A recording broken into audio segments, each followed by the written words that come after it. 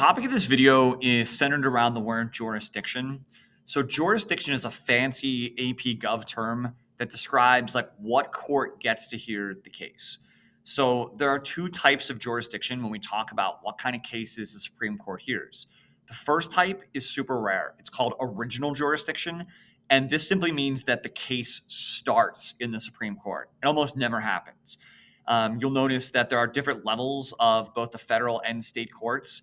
This basically means that it bypasses all of these other levels and just starts right here. There are certain types of cases that could start in the Supreme Court, doesn't mean they have to.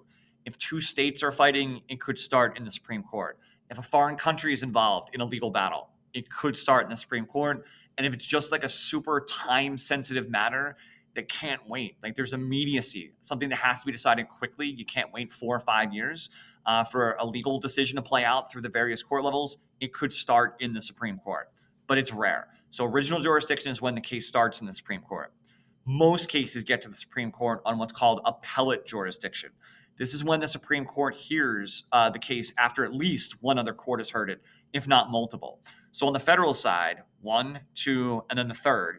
The Supreme Court could be the third court to hear the case. On the state side, 1, 2, 3, and then the fourth court to hear the case. This is much more likely. One of the cases we talked about in class was Timms v. Indiana. And again, this is a really good example of appellate jurisdiction.